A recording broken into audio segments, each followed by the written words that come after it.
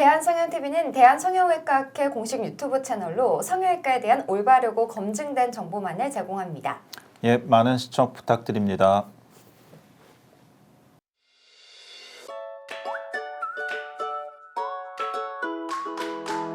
여러분 안녕하세요. MC 수민입니다. 그리고 제 옆에는 오늘 수부 이식, 팔 이식에 대해서 자세하게 설명해 주실 교수님 한 분 모셔봤습니다. 교수님 안녕하세요. 네, 안녕하세요. 저는 연세대학교 의과대학 성형외과에 근무 중인 홍종원이라고 합니다. 반갑습니다. 네, 반갑습니다. 네, 이렇게 귀한 걸음 해주셔서 네. 감사합니다. 먼저 저희가 촬영에 앞서서 네. 좀 단도직입적으로 네네. 바로 여쭤보도록 네네. 하겠습니다. 이 수부 이식, 네. 팔 이식에 대해서 좀 우리 교수님께서 전문 분야다 보니까 간단하게 설명 좀 부탁드릴게요. 예, 일단 이 절단상을 입은 환자분들께서요, 의수가 아닌 기증하신 분의 팔을 다시 이어주는 수술을 저희가 수부 이식이라고 하고 있고요.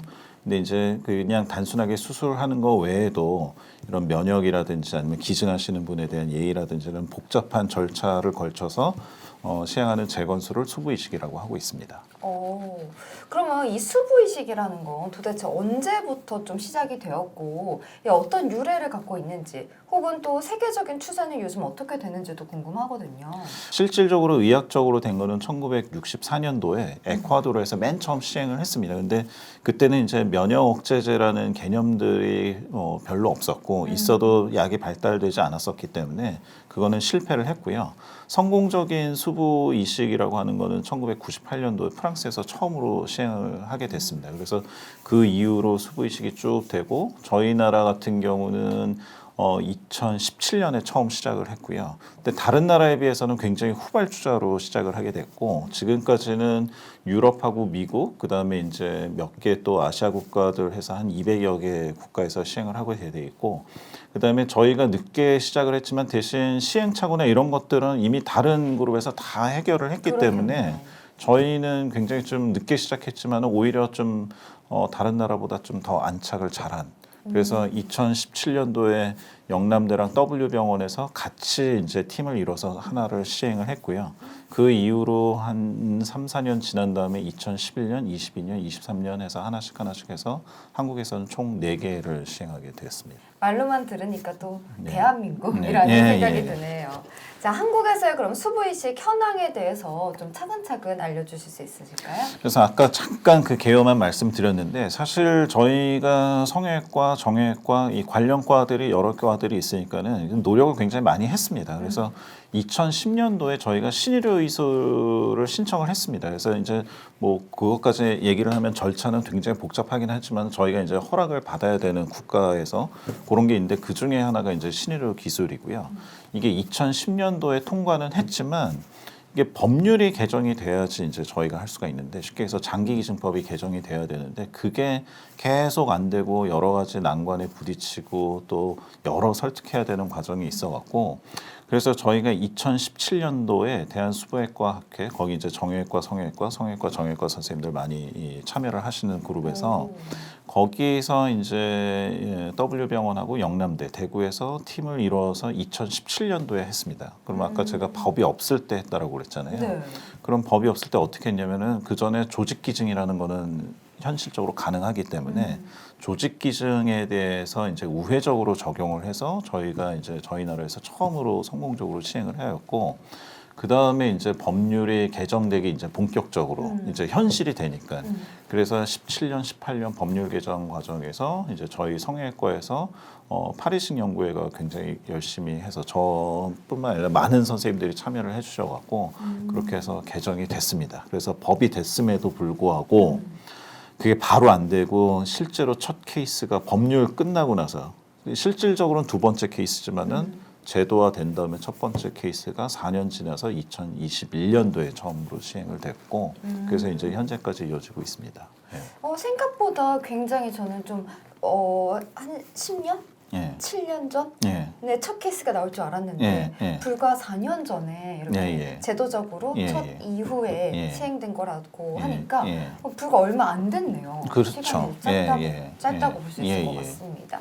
그러면은 이 수부 이식이라는 게 그만큼 사실 얼마 안 됐잖아요. 네네. 장기 이식, 네. 우리가 기존에 알고 있는 장기 이식과 좀 다른 점이 있을 것 같은데 어떤 다른 점이 있을까요? 일단은 의학적인 측면에서 보면은 지금까지 이제 장기 이식 같은 경우는 뭐 저희가 다 아시겠지만 뭐 콩팥 이식이라든지 간 이식이라든지 뭐 심장 이식, 폐 이식 이런 장기들 같은 경우는 굉장히 발달을 할 수밖에 없는 게 그분들은 그 이식을 안 하면은 돌아가시거든요. 쉽게 얘기해서 저희가 바이탈 올겐이라고 그러죠. 그러니까는 뭐 이거 안 받으면은 돌아가시니까 뭐 거기서 이제 저희 다 아시다시피 면역 억제제라는 걸 쓰는데 면역을 일부러 낮춘단 말이에요. 그러면은 사실 부작용이라는 게 좀 있습니다. 뭐냐면은 면역이 떨어지니까 감염도 잘 되고 암도 잘 생기고 그다음에 그 약 자체 부작용이 또 있거든요. 고혈압이라든지. 근데 이제 그런 게 다 이제 용서가 되는 내지는 허용이 되는 이유가 뭐냐면은 그거 안 하면 이분 돌아가시니까는 이렇게 그렇죠. 되는데 수부 이식이나 또 안면 이식이나 이런 것들은 사실 기존까지 의수를 하시거나 아니면 다른 형태의 재건으로 얼마든지 사실 수는 있어요.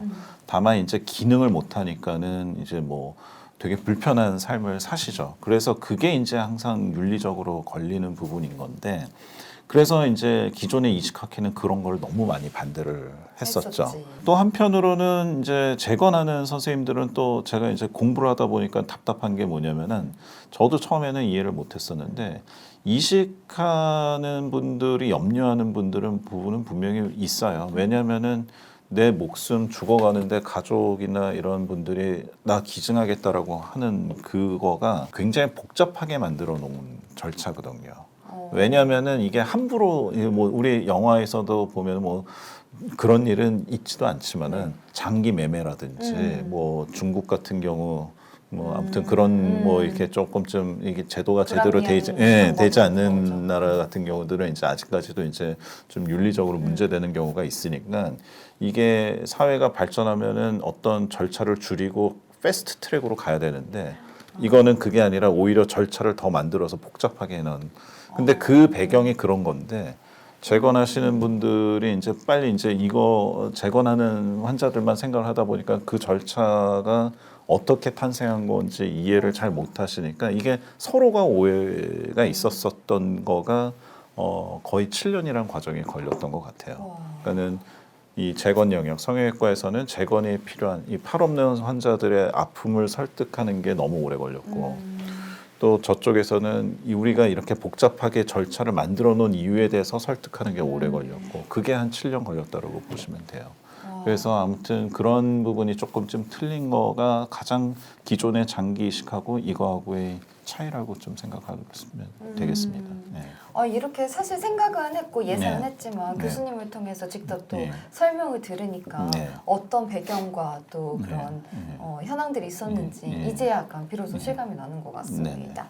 네, 그렇다면 이 수부 이식 환자들의 현재 상태는 좀 어떤가요? 어떻게 장기 이식을 하신 환자분이랑 좀 엄연히 다른 부분이 네. 있겠지만 예, 예. 지금은 어떻게 잘 지내고 계신지 궁금해요. 지금 환자분들은 다 다행스럽게도 거부 반응 없이 뭐 이렇게 다행이다. 예, 물론 이제 그 중간 중간에 이제 급성 거부 반응이라는 것들이 있는데 그 기존에 있는 방법들 장기 이식에서 썼던 방법들 그리고 다른 해외에서 그런 것들을 해결했던 방법들을 저는 그냥 그대로 따오기만 했기 때문에 되게 잘 해결이 되면서 넘어갔고 저희는 단순히 그냥 손 쓰는 기능 회복하는 것들이 중요하게 뭐 이렇게 옷 내리고 뭐 이런 것들이 중요할 수 있잖아요.